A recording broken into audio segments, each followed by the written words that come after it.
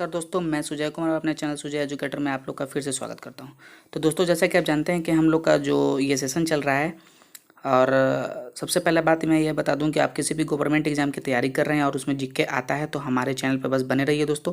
हमारे चैनल पर नए हैं तो सबसे पहले चैनल को सब्सक्राइब कर लीजिए दोस्तों। चलिए आगे बात करते हैं कि रोज़ हमारा जो सेशन चल रहा है, अभी आपको जैसा कि मालूम होगा दोस्तों कि एनटीपीसी और ग्रुप डी का एग्ज़ाम का डेट आ गया है और मुश्किल से 80 डेज़ बच रहा है दोस्त।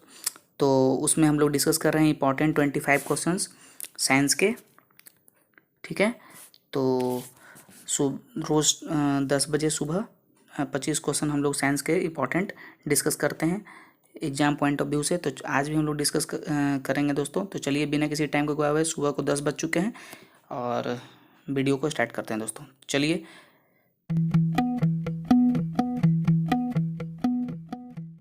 आगे बढ़ते हैं।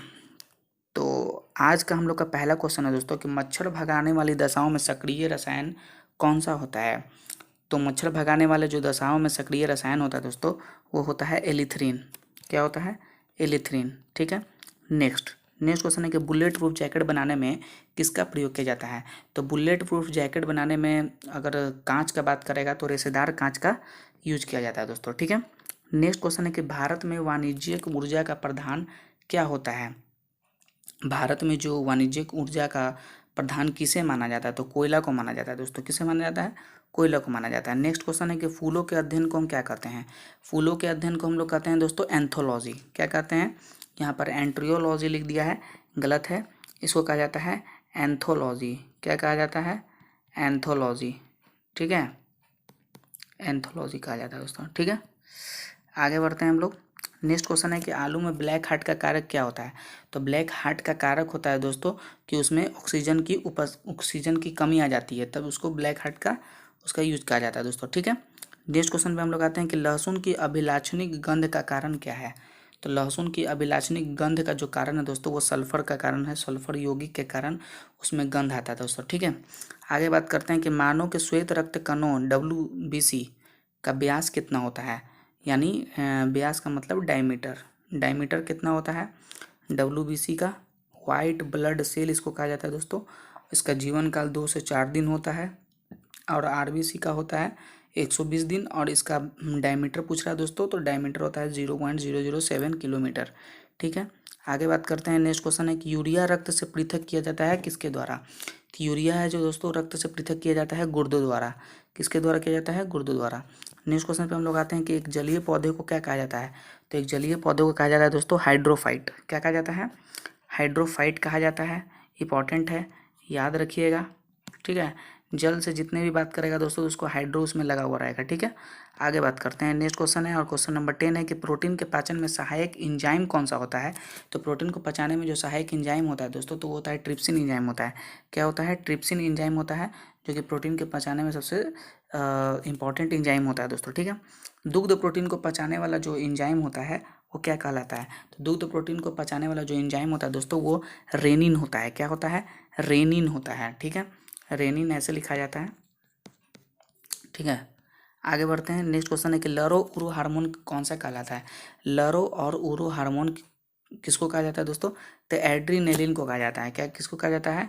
एड्रेनेलिन को कहा जाता है। ठीक है, नेक्स्ट है कि फुट और माउथ रोग किस में पाया जाता है। तो फुट और माउथ रोग पाया जाता है दोस्तों आपका मवेशी और सुअर में पाया जाता है। किस में पाया जाता है? वेरी वेरी इंपॉर्टेंट क्वेश्चन है दोस्तों, मवेशी और सुअर में पाया जाता है। नेक्स्ट है कि एथलीट फुट बीमारी किससे होती है। तो एथलीट फुट बीमारी होती है फफूंदी से होती है। ठीक है, ये जो ये बीमारी होती है एथलीट फुट बीमारी, वो किससे होती है? फफूंदी से होती है। ठीक है, आगे बात करते हैं। नेक्स्ट क्वेश्चन है कि गोल कृमि से होने वाला जो रोग क्या कहलाता है। गोल कृमि अगर एक रोग है, गोल कृमि एक बीमारी का नाम है, तो उससे होने वाला रोग क्या कहलाता है। तो होने वाला रोग कहलाता है दोस्तों आपका फाइलेरिया। क्या कहलाता है? फाइलेरिया कहलाता है। ठीक है, नेक्स्ट ब्राइट्स रोग किसको प्रभावित करता है। तो ब्राइट्स रोग गुर्दे को प्रभावित करता है दोस्तों। किसको प्रभावित करता है? गुर्दे को प्रभावित करता है। नेक्स्ट है कि पेयजल को शुद्ध करने वाले 2 रासायनिक पदार्थ का नाम बताएं। अगर किसी भी पीने योग्य जो जल है उसको शुद्ध करना है तो उसका जो नाम है दोस्तों वो है पोटासियम परमैंगनेट और ब्लीचिंग पाउडर। तो पोटासियम परमैंगनेट को लिखा जाता है KMnO4 और ब्लीचिंग पाउडर CaOCl2। ठीक है, इंपॉर्टेंट है, देख लीजिए, पोटासियम परमैंगनेट एवं ब्लीचिंग पाउडर। नेक्स्ट है कि द्रव स्वर्ण के रूप में किसे माना जाता है? तो द्रव्य स्वर्ण के रूप में माना जाता है पेट्रोल को दोस्तों, ठीक है। किसे माना जाता है? पेट्रोल को माना जाता है। अगर आपसे सफ़ेद स्वर्ण के बारे में बात करेगा, सफ़ेद स्वर्ण के बारे में बात करेगा, तो आपका हो जाएगा दोस्तों क्या? प्लेटिनम। क्या हो जाएगा? प्लेटिनम। चलिए नेक्स्ट क्वेश्चन है कि गोताखोर जो होते हैं पानी के अंदर जो कुछ भी काम करते हैं, गैसों के मिश्रण से सांस लेते हैं, तो कौन सा गैस के मिश्रण से सांस लेते हैं? तो वो ऑक्सीजन और हीलियम के द्वारा सांस लेते हैं गोताखोर, ठीक है। नेक्स्ट है 20 नंबर क्वेश्चन कि मात्रकों की अंतर्राष्ट्रीय पद्धति कब लागू की गई थी, ठीक है। अंतर्राष्ट्रीय जो ये पद्धति थी मात्रकों की, उसको लागू कब किया गया था? तो लागू किया गया था दोस्तों 1957 में। कब लागू किया गया था? सॉरी 1971 में, 1971 में इसको लागू किया गया था दोस्तों, ठीक है। नेक्स्ट, पोर्टलैंड सीमेंट के प्रमुख घटक कौन से हैं? तो जो ये सीमेंट है किससे किससे बना होता है? तो इससे पहले वाले वीडियो में भी मैंने बताया था आपको कि चूना, सिलिका और अल्मुना से बनना होता है दोस्तों, ठीक है। चलिए सिलिका अल्मुना और चूना से, सिलिका अल्मुना और चूना से बना होता है। नेक्स्ट है कि भारत में मीट्रिक प्रणाली कब से प्रारंभ हुई? तो मीट्रिक प्रणाली दोस्तों आपका 1957 से प्रारंभ हुआ दोस्तों, ठीक है। 1957 से प्रारंभ हुआ है मीट्रिक प्रणाली। नेक्स्ट है कि टेकियोमीटर नामक यंत्र से क्या मापा जाता है? तो टेकियोमीटर जो मापक यंत्र है दोस्तों, उससे मापा जाता है आपका वायुयान या मोटर की गति। आप वायुयान का माप सकते हैं या मोटर की गति माप सकते हैं टेकियोमीटर से, ठीक है। नेक्स्ट है कि पौधों में वृद्धि मापने का जो यंत्र है उसको क्या कहा जाता है? दोस्तों कैस्कोग्राफ कहा जाता है दोस्तों। क्या कहा जाता है? कैस्कोग्राफ कहा जाता है। इसको रट लीजिए, कैस्कोग्राफ इंपॉर्टेंट है पौधों में वृद्धि के लिए। क्या कहा जाता है? कैस्कोग्राफ कहा जाता है, ठीक है। और उसके बाद और एक चीज़ और बता देते हैं कि राजस्थान में जो पौधा पाया जाता है उसका नाम इसी से रिलेटेड होता है, कैक्टस होता है, ठीक है। क्या होता है? कैक्टस। बात करते हैं आगे कि कैस्कोग्राफ का आविष्कारक कौन है, मतलब इसकी खोज किसने किया, आविष्कार किसने किया है? तो वो किया है जगदीश चंद्र बोस ने। किसने किया दोस्तों? जगदीश चंद्र बोस ने किया है, याद रखिएगा, इंपॉर्टेंट है। नेक्स्ट, रडार का पूर्ण रूप क्या होता है? अब देखिए, रडार का पूर्ण रूप होता है RADAR। इसका पूर्ण रूप पूछ रहा है, यानी फुल फॉर्म पूछ रहा है। तो होता है रेडियो डिक्टेशन, ये दोनों से रेडियो बन गया, डिक्टेशन एंड रेंजिंग, ठीक है, याद रखिएगा। चलिए आगे बढ़ते हैं। नेक्स्ट क्वेश्चन है कि समुद्र में समानता की रेखा को प्रदर्शित किया जाता है किससे? समान जो लवणता होती है उसमें वो किससे प्रदर्शित किया जाता है दोस्तों? तो वो किया जाता है आइसोहेलाइन से किया जाता है, आइसोहेलाइन से किया जाता है, ठीक है। आगे बात करते हैं, होरोलॉजी के अंतर्गत क्या अध्ययन किया जाता है? तो होरोलॉजी के अंतर्गत अध्ययन किया जाता है समय मापन का। किसका अध्ययन किया जाता है दोस्तों? समय मापन का।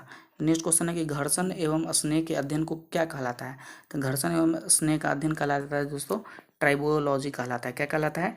ट्राइबोलॉजी कहलाता है। नेक्स्ट है कि एक बैरल बराबर कितना डिसेबल होता है? तो एक बैरल बराबर 10 डिसेबल होता है दोस्तों, ठीक है। जितने भी इंपॉर्टेंट क्वेश्चन है दोस्तों रोज़ सुबह 10 बजे हम लोग डिस्कस करते हैं। और हमारे चैनल पे अभी नए हैं तो अगर आप किसी भी गवर्नमेंट एग्जाम की तैयारी कर रहे हैं, जी क्या था, तो बस हमारे चैनल को सब्सक्राइब कर लीजिए, बनते रहिए और ऐसे ही वीडियो का फ़ायदा उठाते रहिए। तो नेक्स्ट वीडियो में मिलते हैं दोस्तों नए मैथमेटिक्स नए टॉपिक के साथ। और इस वीडियो का जो PDF है अगर आपको चाहिए तो हमारे टेलीग्राम ग्रुप में ज्वाइन हो सकते हैं, लिंक डिस्क्रिप्शन में डाला हुआ है। तो तब तक के लिए धन्यवाद दोस्तों, तब तक के लिए धन्यवाद। नेक्स्ट वीडियो मिलते हैं नए मैथमेटिक्स नए टॉपिक के साथ, तब तक के लिए धन्यवाद। जय हिंद।